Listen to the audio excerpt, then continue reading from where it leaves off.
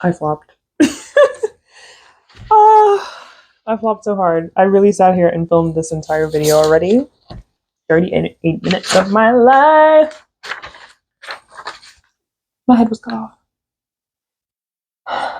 And I should have checked. But the frame was okay. Moment of silence for my last brain cell just rattling around in there. Okay. We're back at it again. I had plans tonight. That's why I look like this. But it's a full-on monsoon outside, so those plans got canceled. And I desperately want to change out of these clothes.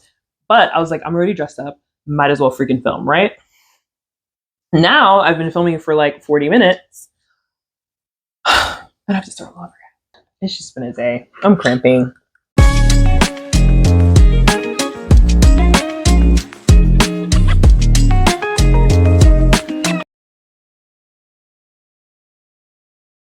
We're here.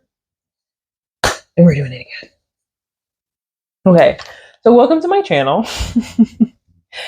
I've filmed who knows how many videos and neglected to introduce myself. So my name is Sade, and I have been a reader from time ago. But when I became like a reading girly for life was when I read Twilight. I know. Boo, hiss, tomato. It's fine. I get it. But it hit me at the right time. I was 12 when I read that series. That was, ooh, I'm about to age myself. I was 12 when I read that series. But yeah, it was such an exciting time, and I really like lost myself in a series in the experience of reading for the first time. Before I enjoyed it, reading as release, escapism, etc. That's where it all started. And I feel like there are a myriad of valid critiques for Twilight, but like it got a generation of young girls that are now women into reading, for better or for worse. So like I do think, well, not for worse, but like obviously like because a lot of people read it and they're debatably questionable things in that book. But anyway, we're not getting into that. But I just think that regardless of the authors, regardless of the flaws in certain series, I always give a lot of props to series that got people into reading and large swaths of people into reading. And Miss Stephanie Meyer, she did that. She did indeed do that. But I digress. That's not what we're here for. We're here to talk about my April TBR, but I thought I'd take a little bit of time to actually introduce myself because I came on here and I've been chatting and yapping away into the void and have not said, hey, here's my name. I'm a lover of all things media. We're definitely going to tackle books, movies, TV on this channel. Hello, my brain. Also want to do lifestyle, like I love a fitness challenge, like different stuff on here. So we'll see. Right now, I think I'm going to start off and just like do whatever and see what hits. But there may come a day where like I separate out like two different tracks. But I kind of just want my channel to be like a hub and a home for like the type of content that I like to watch and have been watching for ages. I finally want to put my hat in the ring and like get creative. It's been fun. It's been a little bit stressful because my editing software was like crashing. So the most recent video that I put out and the video that I have on Premiere to come out next week, like both of those videos I had to edit freaking twice because my software was being flopped. And it's free. So that's why. But it's like I don't want to pay for it because it already sucks. But like that's the only way where it saves as you go. Whereas basically the free version, you have to edit the entire thing and then export it. So like effectively the entire time you're editing, it's not saved at all. It's not safe until you export. And that thing was not exporting. So I lost editing on each video at least one time. But anyway, here we are. You know, like many a person, I've been thinking about joining YouTube for a time, and I finally like shot my shot, and I'm excited to be here. And I'm learning a lot. Hi, it's me. I'm gonna probably insert this clip. My hair is very clearly lopsided. I saw it when I was doing my hair, and I meant to say something at the beginning of this video. Just ignore it. It's just one of those days where, if you keep doing your hair and you keep trying again and again to like get it to look okay, and it's just not. So I was like, I'm not going to spend another stitch, another second trying to get my hair to look proper. And like, it's not that hard. It's really not that hard. But like, for whatever reason today, it just like was not working. And like, it's lopsided. We all know it. We're all gonna just turn a blind eye. All right. Thank you. Love you guys. Anyway, this is my April TBR. I am going to be rating these books before I either read them or finish them because there's quite a few that I am partway through. So we're going to start with the ones that I'm partway through and the ones that are on my Kindle. One of which is in my Libby app, which I don't get on my Kindle. So this is all from the noggin. But anyway, that is Naked Heat. That's the first book, and that's the book that I'm furthest into. Actually, it's not the book that I'm... No, it is. It is. I'm furthest into in terms of page count, but not in terms of percentage. Yes. Yes, that is correct. Okay, so Naked Heat, I think I'm like 43% in, but about like 225 pages in. And Naked Heat is a detective novel that is a companion piece to the TV show Castle.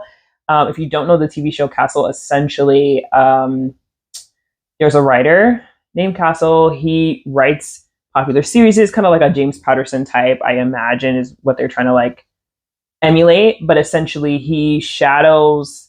In the past, he shadowed like a CIA operative, which, by the way, I feel like they wouldn't let you do that, but whatever. He shadowed like people in different types of roles, and then like he wrote like a series of spy novels.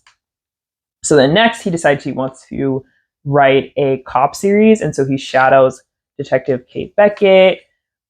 Sparks fly. Well, they won't be for like a million seasons. You know the vibes. But they actually published... They had a bunch of ghostwriters actually write the books that he was publishing throughout the show. And so like those real books exist out in the world. So that's cool. So I was always curious because that this show is from like, I don't know, like 2010s, early 2010s. And I watched it like when it was coming out with my parents. I'm now rewatching it because I never finished it. I only watched the first like 3 or 4 seasons. So I started rewatching it so that I could finish it and see how it ends. But I've also since then been curious of like how the books are. I read the first book.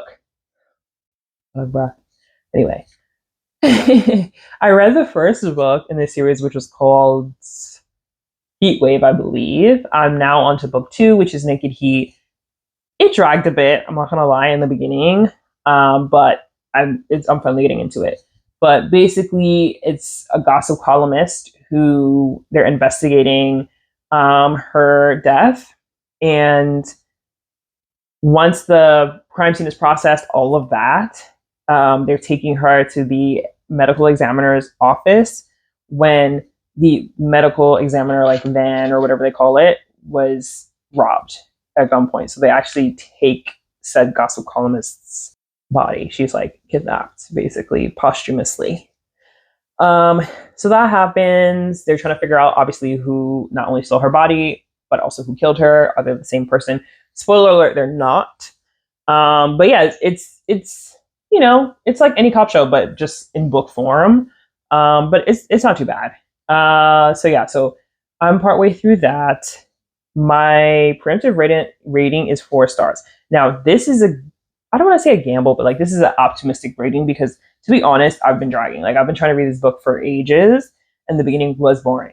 Even though you would think like, obviously the initial setup was interesting, but once they started investigating, there was really a lull in the story. But it's finally picked back up. I still think 4 stars is an ambitious read, but sometimes I get amnesia. Like sometimes the ending of a book is good. Like I will forgive the fact that like I struggled with the first half, but whatever. We'll see. So I'm going to preemptively rate that 4 stars. Next, I'm reading Beyond Shame by Matthias Roberts. He has a podcast. He is a licensed mental health counselor, and he's talking about shame, and purity culture and religion, that whole vibe. Basically how to like separate shame from your decision making process, whether you decide to, whether you're continuing with your faith, regardless of having been damaged by purity culture, etc., or whether you're walking away, just like realizing when you're making embodied choices versus like making choices that come from like a survival or like a kind of an auto response type thing. So, it's reading like a psychology textbook a little bit, I'm not gonna lie. And I thought it would be more memoir, anecdotal plus theology. And it's neither. It's really mostly the psychology of it all. But it's not too bad. I'm gonna do 3 stars just because like the writing is fine. It's just dry. But yeah, I can't imagine that it's gonna be anything less than the 3 stars, even though I'm bored. I'm not gonna lie to you, I'm bored, but we're powering through. Because I am learning a tad bit. But anyway, that's shady. I'm not saying that because there's not a lot to learn. I just think like it's not the first book I've read with a similar take. So like I can't really sit here and say that I'm learning a ton versus someone could be reading a ton if this is the first book that they're ever reading with this kind of premise. But to me, 2 stars is like basically unreadable. Like not quite unreadable, but like pretty darn close to unreadable. And then 1 stars is like I want financial compensation for having read this book. So most things are going to be 3 stars, and I think that's fine. Like, like it 3 stars to me is average, and so like, yeah. And then 4 stars is like above average, great, but like not perfect. 5 stars for me is perfect for me, not perfect in general, but a perfect read for me. And so like you'll see me with a lot of like 3 and 4 stars because like that's naturally where things would fall based on how I perceive the star rating. So I want to say that because everyone's perception of like what 2 stars means, what 1 star, whatever, what everything means, like definitely affects the striation that you'll see in terms of how they rate things. But anyway, so we've got Beyond Shame. I said 3 stars because I don't imagine it's going to be unreadable. Next, we have Rich Boy. That's another book that I'm partway through, or The Rich Boy. And basically, it's a romance. Main girl is a waitress. She meets this guy as a busboy. They start dating. They're vibing. He's quoting Austin to her.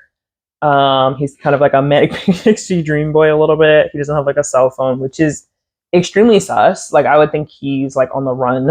Like he has a criminal record, let's be honest. But it turns out that he is a rich heir from this like big company in Colorado, and his father passes. So his family, he's like kind of like on the run from his family or whatever. We don't really know why at the beginning of the book. But yeah, so he has to go back home. He asked the girl to come with him, even though they've only been like dating and / knowing each other for like maybe 2 weeks. Like maybe it might even be less than that. But she decides to go because she just feels this amazing connection with him. And like her life kind of sucks anyway. So like she doesn't have a lot holding her where she is, which real. You're so real for that. But I would, and she does talk about it where she's like, this could easily be like kidnapping. You feel me? Like this could go really left. I don't know this man. But like I can't say I wouldn't gamble in this way. I shouldn't say that on the internet. That's crazy. That's crazy. But like, I kind of feel her. I kind of feel her a little bit. Like, if you have not much going on in your life already, like, why not pick up and like potentially move to Colorado with this random hot man who turns out to be rich? Like, I don't know. Like, it's not actually a hard sell, even though it's incredibly irresponsible. Anyway, so that's that book. I'm about 17% into that one. I'm gonna say 3 stars just because like the main characters are kind of weird. So like I don't know if it's gonna be like a really like amazing, super cutesy romance for me, but who knows. Next is The Promise. This is about a girl who moves from Arizona to Cambridge, Massachusetts to start a new life at the behest of her best friend who passed away. She's trying to finish her best friend's bucket list. I was like, what's that term again? Yeah, she's trying to finish her best friend's bucket list. This is also a romance. Okay. This girl, like, something about it is off to me, and part of it is because, like, she just lost her best friend. Like, she is grieving. As someone who, like, I don't know, like, I know that, like, joy and grief can coexist. As someone who has lost people close to me, like, I definitely understand that joy and grief can coexist. Um, and that's been a beautiful realization along my journey of, like, healing when it comes to grief. But it's just interesting because I'm like, I know she's had a fresh start and she's really excited about it, especially when you've wanted something for so long and it's finally, like, bearing out in your life. I understand that excitement. Like, I have always wanted to go to Australia, and then when I studied abroad there, like, everything was exciting. Like, grocery store, getting coffee, anything was super exciting because it's all just so new, and it's also like, I've wanted this for so long. Is it really happening? Like, I understand that feeling, but I think she's just a little bit too happy for someone who, like, has just lost someone super close to them. So that's why I'm just, like, a little bit thrown by the tone of this book so far. But at the same time, it's like, I'm happy to not necessarily have something super angsty because, like, that's part of what keeps me away from reading books that involve grief, even though I can very much relate to it. It's like, I don't necessarily want a heavy read. Like, reading is entertainment and escapism for me. So I try, or not try, but, like, I typically read more positive stuff when it comes to romances. I love a thriller and I love a mystery. So I guess, like, those are not necessarily, like, positive and, like, blue skies and all that, but, it kind of gives me a little bit of a thrill. But anyway, I digress. She's just the main character striking me a little bit weird, but we'll see.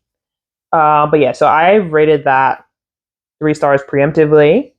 Next, we've got the Widening Gyre. This one, I got this as a part of a Goodreads giveaway. I am not actually clear on, like, where this is going because the synopsis is, like, a little bit vague. Like, I can't tell if this is just going to be, like, regular old thriller or if it's going to be supernatural, because we're starting off with, like, a whole family um, having their life ended. They were part like they were in the bank or entered the bank in the middle of a robbery that was taking place. And so the robber, one of the robbers ends up getting taken out, but the other one ends up taking out every single person in the bank, which is wild. And they said, like, an evil was born out of this act or whatever. So I'm like, are they just saying that, like, the guy is evil and they can't catch him, or are they implying a supernatural element? I'm not sure. But we'll see about that one. That one, I think I put 3 stars just because I'm nervous that it's going to be really dark. But I actually think there's a chance it might be 4 stars because the writing is good. And, like, depending on which way they go with it, it could be like 4 stars. But it could also be 2 stars. I feel like because if they don't deal with these sensitive subjects well, I might be angry. So I put 3 stars, but now I'm just like, it's probably more likely to be a 4 or a 2. But I put 3 stars, so we're gonna go with 3 stars, and we'll see if my rating stays the same. Ooh, I was not saying authors' names. Okay, so The Rich Boy is by Kylie Scott. The Promise is by Melody Grace. Whoa, can I speak? And The Widening Gyre is by Chuck Brossart. Next, we have Twisted Love and Twisted Games, both by Anna Huang. I have been salivating trying to get my hands on these. I bought this one, right? Because this is the second one. I bought this one on sale because the Barnes and Noble by me was closing. Um, so, like, I had a gift card, went in there. I was like, maybe I'll be able to buy, like, 1, maybe 2 books, but I ended up being able to buy more just because there was this going out of business sale. But I feel like every single time I went to the store, I could not find the first book. I finally found the first book because I did want to start with that. I don't think I'm going to read the whole series because, like, the last one, I can't remember what the synopsis is, but it just didn't interest me. But I'm really excited for these two. I believe they're both bodyguard romances, but this one is about a princess. This one is he has to look after his best friend's sister. I don't really know why. But yeah, I like to go into things like relatively blind, but bodyguard trope is one of my favorite tropes. I'm really excited for these two. So I gambled and rated the first one 5 stars and the second one 4 stars. We will see how we go with that one. Super excited. Okay. I feel like Alice Feeney is, like, really popular thriller author. I feel like I put her in the category of like Lucy Foley and like Riley Sager. Um, so I've been interested to read Alice. I have not read any of her books, but this is rock, paper, scissors. I also kind of want to do like, I kind of want to get through all of Riley Sager's backlist because I really like Riley Sager's writing, but some of the premises are not that interesting to me. But we'll see. I'm probably going to do a Riley Sager reading some of Riley Sager's backlist soon because I'm just like, I want to read some good thrillers. I also want like to read some like good dark academia. So if anyone has any recommendations, let me know. I've already read They Never Learn and For Your Own Good. So I don't recommend those, but any other dark academia I'm interested in. Let me know in the comments if anyone actually sees this. Okay, I'm flipping through because this font is like so pretty actually. Oh, and they have like cute little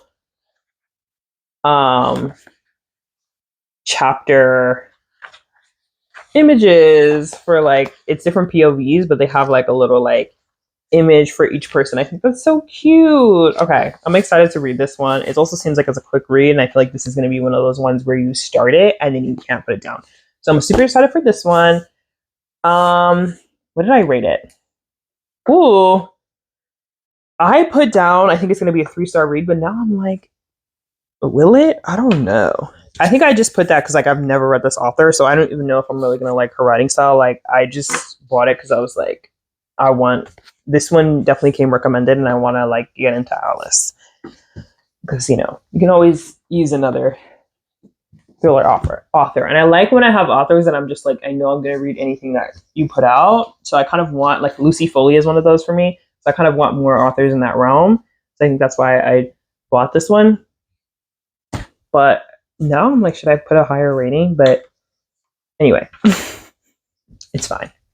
I literally have a piece of paper. I'm so analog right now. Anyway, I guess I'm reading books. That's already analog as well. Okay. Next is All About Love by Bell Hooks. I try to have like one nonfiction, one fiction, and then like back a day I used to do like one audiobook that of any content or nature. All at the same time because I like to read multiple things at once. But anyway, so once I'm done with Beyond Shame, this is going to be the next nonfiction that I read. So All About Love by Bell Hooks. I mean, Bell Hooks is iconic, so I'm really excited to actually get into her stuff. All About Love is like highly recommended. So yeah, I'm really excited to just dig into this. I like started the introduction, but I haven't gotten to the meat of this yet. So now is not the time to panic. This is kind of it's about art, first love, and mass hysteria. This is one that I just saw in the store, and I was like, this is an interesting cover. This is an interesting title. Also love the yellow. So I went into this super blind. I haven't seen any reviews about this book, and I have no idea who this author is. But I'm totally excited to check them out. Oh, I'm seeing... Okay. So this is a New York Times bestselling author. I just don't know. I just haven't heard of them. So it's fine. It's whatever. There's a lot of authors. But yeah, I'm excited to check this out. Just like going in raw, no recommendations, no nothing. Just a book that I saw, which I don't do a ton. That's why I'm saying that. But anyway, Get a Life, Chloe Brown by Talia Hibbert.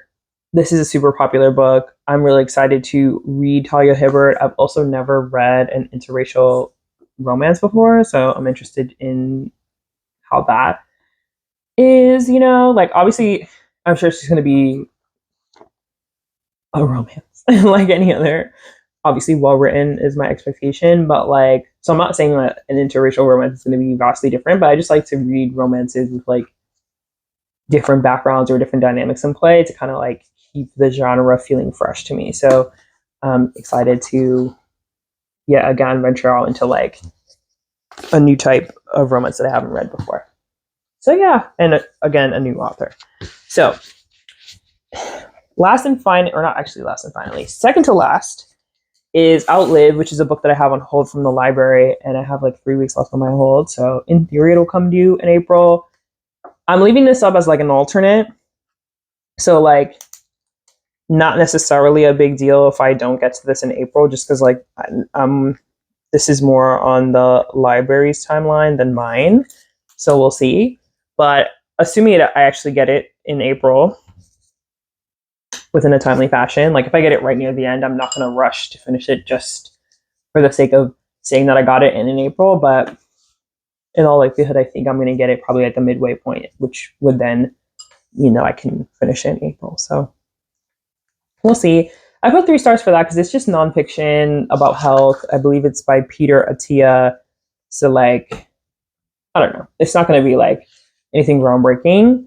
And again, 2 stars is like unreadable, which I don't anticipate it being, but I don't anticipate it being groundbreaking. So I can't give it anything other than 3 stars. I feel like that's a no-brainer. I feel like this is the one rating where I'm like, I'm absolutely sure this is what my rating is going to be.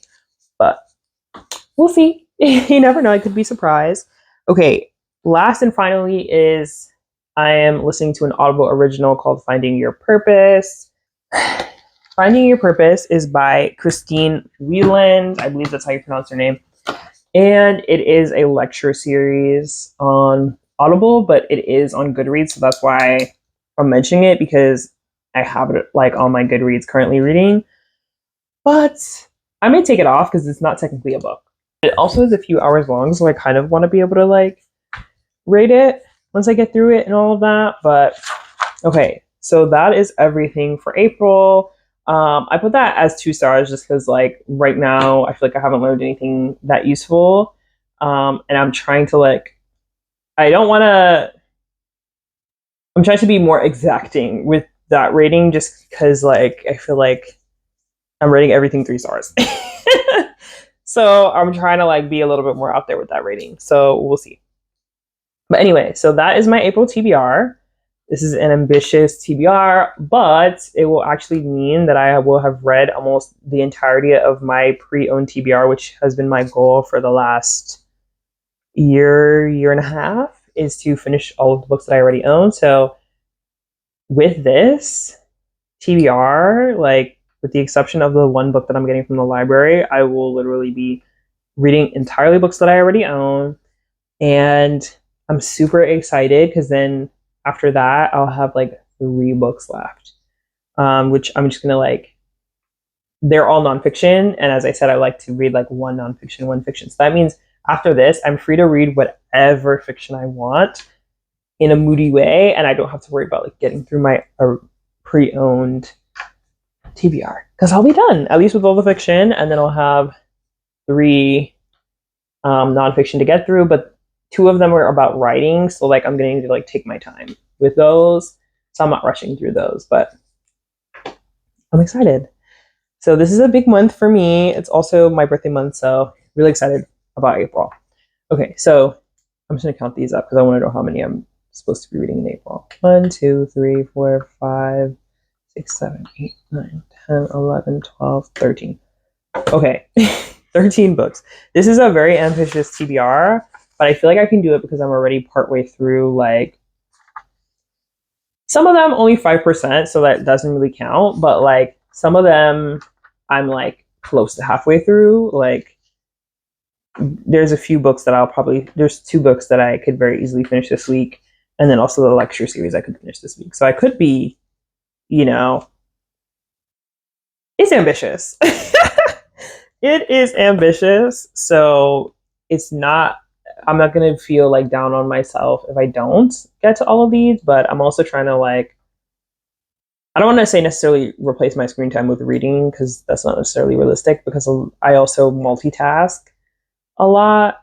So I feel like my screen time is not essentially screen time. A lot of it is me doing other stuff. So like I can't necessarily one-to-one replace screen time with reading, but I definitely want to extremely minimize the amount of TV and YouTube this month. So like, I feel like if I do that, it's possible. Anyway, exciting times. I will be back here to see if my ratings were correct and if I even get through all of these. But I'm excited. Thank you all for being on this journey of this channel with me. Otherwise, I think that's it. See you on the flip side.